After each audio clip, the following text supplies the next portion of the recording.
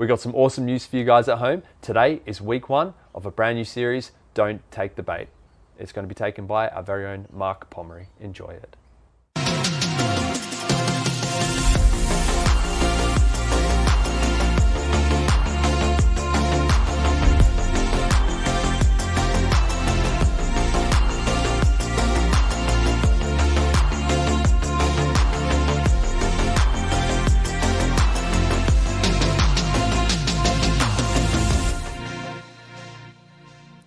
Well, hey there to our Elevate family. Great to have you with us today for our online experience.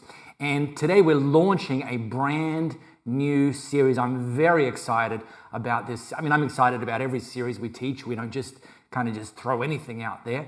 In fact, the goal of our teaching is very simply stated as being helpful. Our commitment is to choose topics that are practical, to communicate them in a way that's understandable and you can take them and put them into practice. And this series is especially one of those. It's called Don't Take the Bait. It sounds a bit cryptic. It'll become clear to you in the next 20 minutes. What I want to do though is I want to jump straight into something that Jesus said to really tee off this series. Now, Jesus was, he's the Son of God. And when he taught, when he spoke, and we get to read much of what he said, a lot of it is incredibly like, you read it and you say, wow, like just, I didn't know that. I had never considered that before. This is just so revolutionary. However, and this, I'm aware, may sound a little blasphemous, but occasionally Jesus said something that when we read it today, we're like, duh. It's like he's just kind of stated the obvious. Well, I want to jump into something that Luke recorded Jesus as having said to his followers. That's one of those duh moments. And this is what Jesus said at one point in his life to his disciples. He said to his disciples, "It is impossible that no offenses should come." In life, it's impossible that people won't say or do things that come across as offensive. Again, it's like, well, duh, because we already know that. We know that because we've got a list in our rearview mirror of people that have said or done things aimed at us or in our general direction that have been offenses. I mean, come on. Can I ask you, have you ever had somebody say or do something to you that was offensive? A spouse? Awkward. Family member, a colleague, something that somebody posted on social media that was aimed at you, that came across as offensive. Next question, if that has happened to you, and I'm pretty sure it has, did you take offense? So now these are two separate things. I'm going to come back to that in a moment. But somebody did or said something offensive. Did you take offense? And my third question, just to set this series up, and how important this is and why we're actually teaching this series, is the question, are you still holding on to that offense that happened last week, last year, last decade? See, Jesus, when he used the word offense, it's impossible that no offense should come. This word that he used, offense, literally translates as the bait that triggers a trap to close when an animal touches it. And this is not an obscure reference. We get this. I mean, we understand baits even in our kind of 21st century. Well, we've got things like fly traps. We've got things like mouse traps.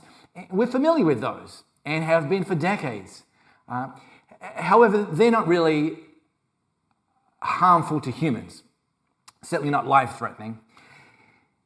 The sort of trap and the sort of thing that Jesus was referring to would be more akin to a bear trap. Now, I was going to bring in a bear trap for a live demonstration, but fortunately, they're illegal.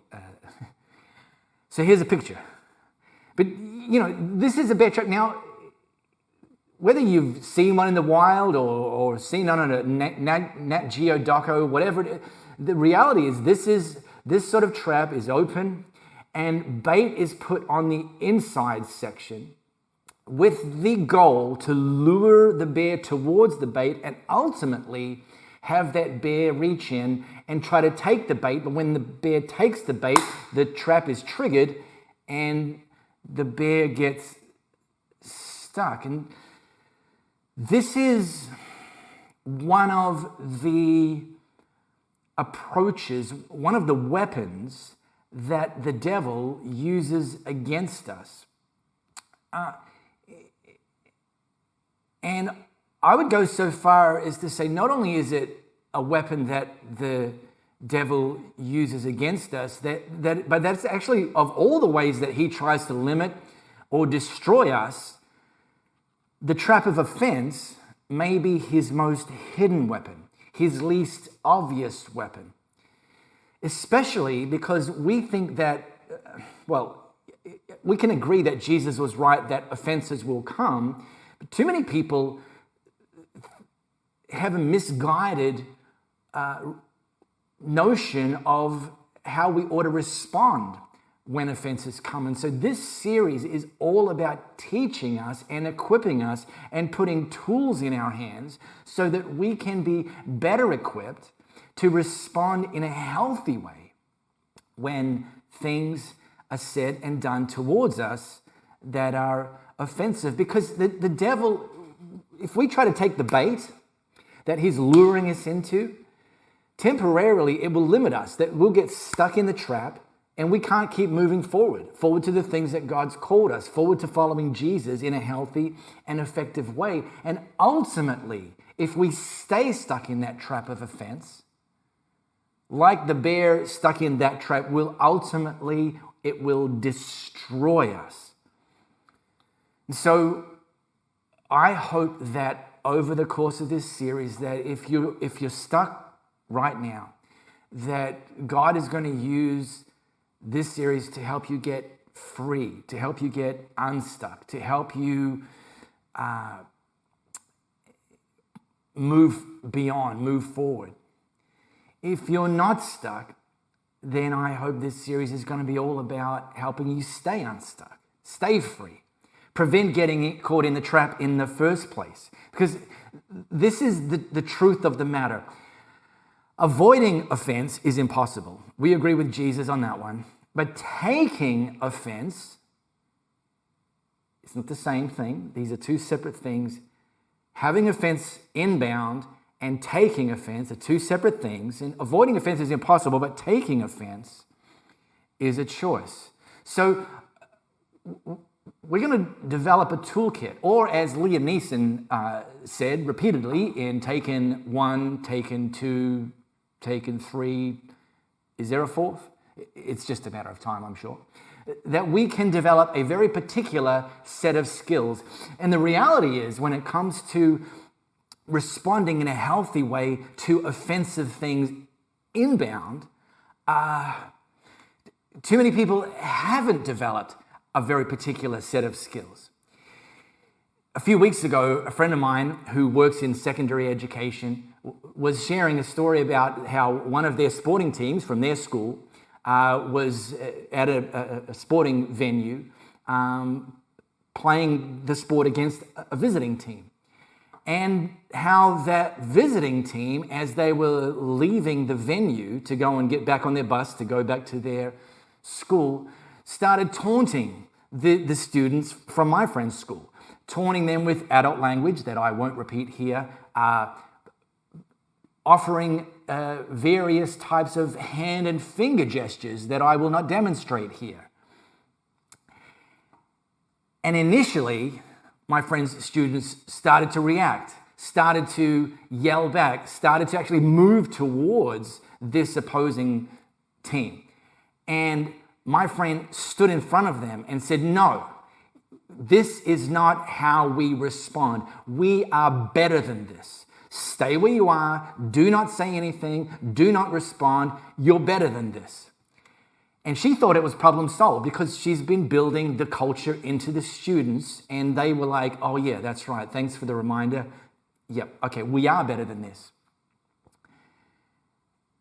A split second later, a mom from my friend's school, let's call her Karen, she lit up at my friend and was like, that's not right, that's not fair, the kids should be allowed to respond, the kids should be able to get their revenge, I mean, those other people deserve it, what they're doing is offensive. And my friend's saying to Karen, listen, our kids don't respond the way you wanted them to. They're better than this. And Karen's like, well, that's just not right, and that's it. And my friend says, listen, Karen, if you want to respond that way to those visiting school students, that's your decision. But our decision is that we're not going to engage that way. We're better than this. And you've probably noticed that we're not only living in a pandemic, we're also living in a Karendemic. We're living in a culture where too many people have not developed the skills, the toolkit to respond in a healthy way to inbound offensive behavior.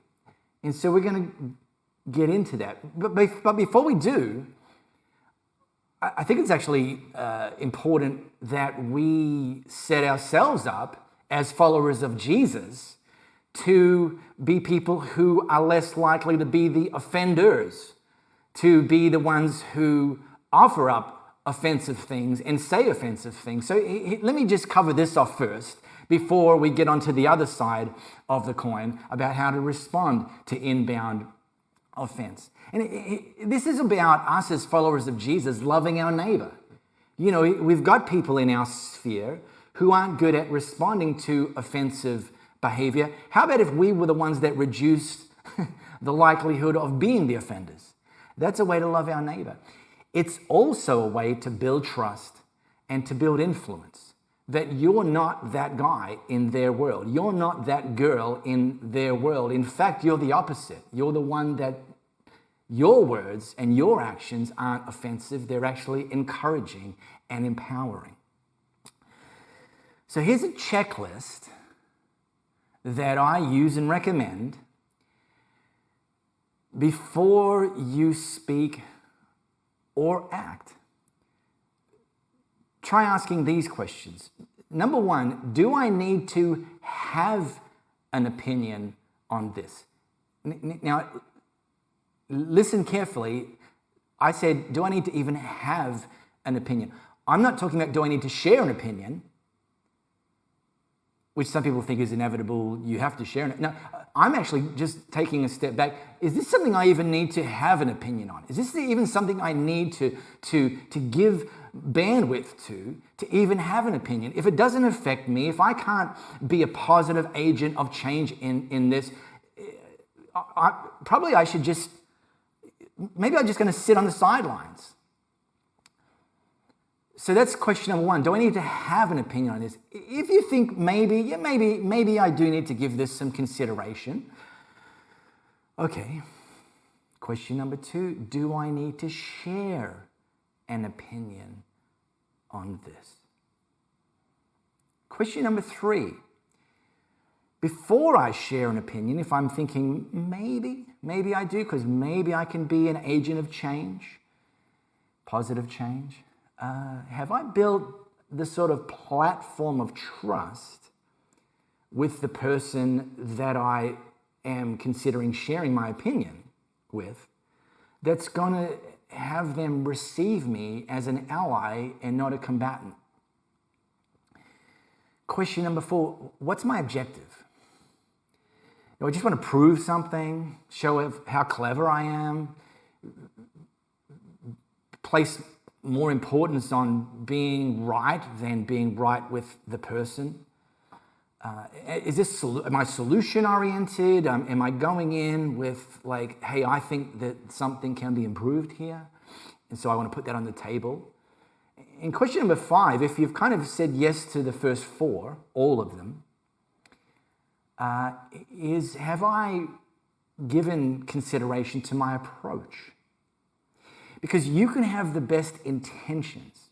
You can have checked all the first 4 boxes, and yet you can still detonate what you are trying to achieve by approaching things in an offensive way, by using the sort of language that comes across as combative and offensive. And so this is this whole thing. We're going to talk about developing a toolkit for responding well to inbound offense. We also have the opportunity, and it's vital, to develop a toolkit for offering up feedback, areas for improvement, uncovering potential blind spots in a way that's actually going to build trust and not erode it.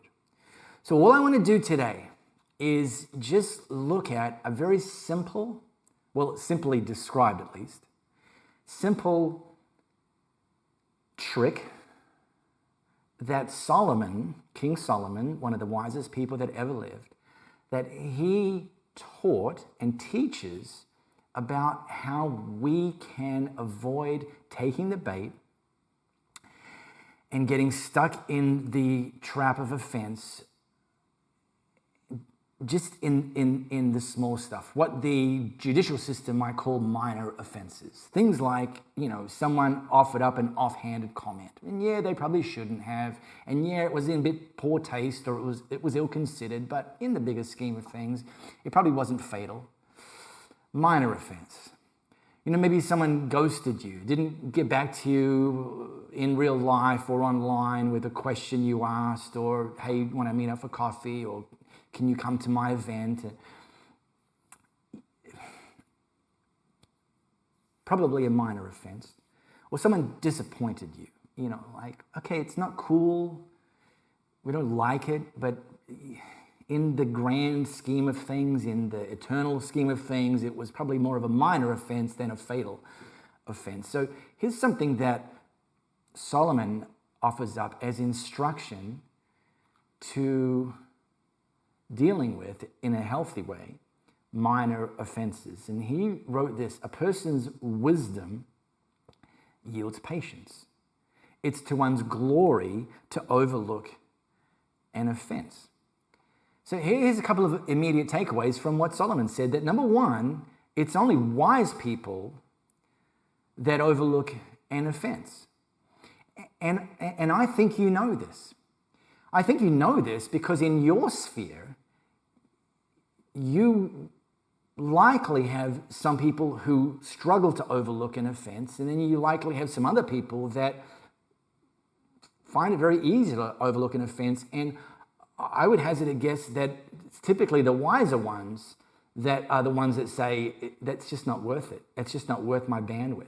It's not worth my emotional energy, my time, Wise people overlook an offense. And the other thing that Solomon says here is that it's to one's glory to overlook an offense. That as we choose to overlook an offense, it actually makes us shine. It makes us brilliant. It makes us magnificent. It sets us apart from people that choose to live at a very low altitude. And this word overlook, Solomon wrote, it's to one's glory to overlook an offense. This word overlook literally translates as to step over. It identifies that we have a choice. It recognizes that there's bait, an offense. It recognizes that the purpose of that bait is to trigger a trap. And it recognizes that we don't have to take the bait. We can step over it. Step over the bait, and in stepping over the bait, we're stepping over the trap, and we get to continue to move forward. It's a choice. And the great news is that the more you do it, the easier it becomes. It becomes you. It becomes your default. You start to experience the benefits. And so the next time the same sort of bait gets put in front of you and the trap's there for you, you're more likely to think, I recognize this, and I remember the last time I chose not to take the bait, and boy, I'm glad I did. So I'm going to do that again. A few years ago, I was reading an interview with the CEO of Apple. Now, Apple, if you haven't heard of them, they're a small startup tech company in California. They make a few products, if I'm correct. The CEO of that company, Tim Cook, was being interviewed just about his life and leadership and perspectives. And one of the questions the interviewer asked him is, how do you deal with the inbound criticism? I mean, you're the largest company on the planet. You've got over 1 billion users, and I'm sure many of them not only have an opinion, but choose to share their opinion with you about how you're doing as the CEO and how you're not as good as Steve Jobs was and all this other stuff. And Tim Cook simply responded to that question, how do you respond to inbound, potentially offensive comments and so on? He said, I'm pretty good at blocking out the noise. Which I think is another way of saying I'm pretty good at stepping over it. I recognize it. I also recognize how dangerous it is if I grab onto every single bit of it, of an inbound offense, and how by doing that it will prevent me from doing what I'm meant to be doing, leading myself and the company forward. The mum at my friend's school, remember her, Karen? She went on to tell my friend that by not responding and coming back, by the way, walking away is actually, stepping over is actually a response. So it's not, anyway. She was suggesting it was weak.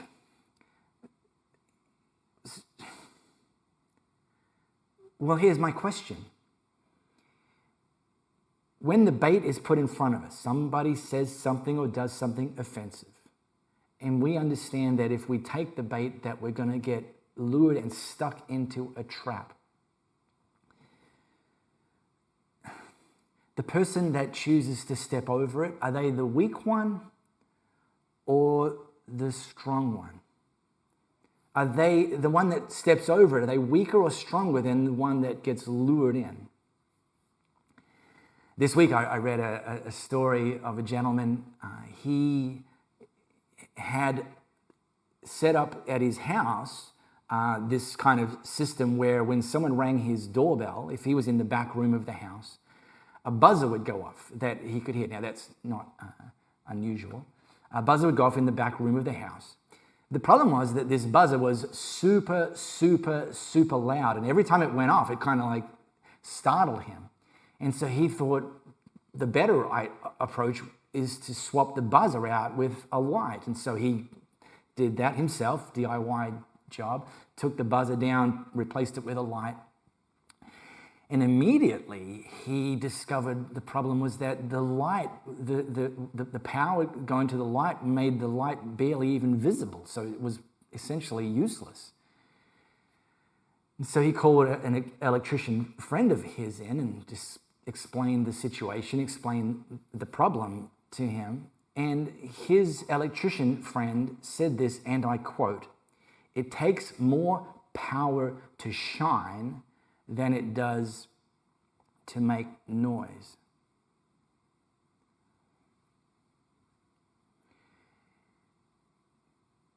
Jesus said that inbound offense is impossible to avoid. It's inevitable. And so I'm not talking about denial. In fact, the very title of this series is all about awareness, that it's critical that we're aware that the bait exists. It's critical that we're aware that of what happens immediately after, should we choose to take the bait. So this isn't about denial. This is saying, hey, this person in my sphere said something offensive, did something offensive. No denying it.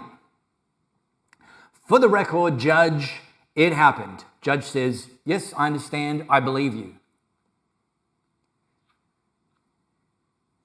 And choosing as your response to step over it rather than get lured in and trapped in it. Now, here's my final word for today on this.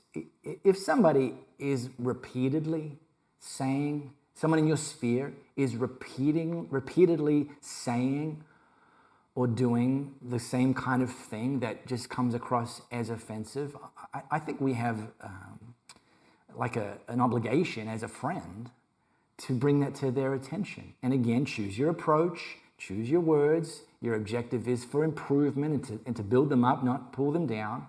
And so you might say to them, hey, listen, if I saw something or if there was something in you that I thought was a bit sort of beneath you, that you were like, you're better than this, and it kind of comes across as a little bit offensive and abrasive, would you want that, would you want me as a friend to bring that to your attention? And look, if they say yes, there's the invitation, and you say, hey, listen, this thing, and I'm not accusing you, I'm not questioning your motive, it may even be a blind spot for you, but when you say this, or when you do this, either to me or to someone else in our sphere, are you aware that it comes across as a little bit offensive? I mean, that's pretty healthy, I think.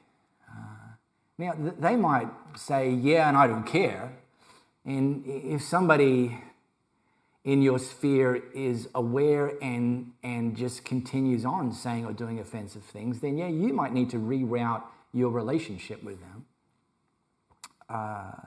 especially if it's highly abusive. I'm going to take a deeper dive into some of the more serious, egregious offenses. Today we just kind of skimmed over the minor offense stuff. Step over it. But I want to leave us with one piece of homework. As we enter into this series, believing that God's going to set people free and keep people free, here's my homework question.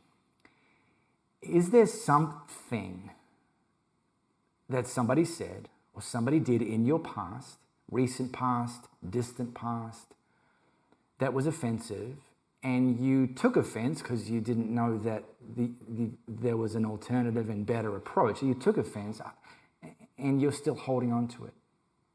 And if you are, can I strongly encourage you, starting today, starting now, that you put that in front of Jesus and you say, Jesus, I took the bait, I wish I hadn't, and I want you to help me and lead me to a place of freedom for my future.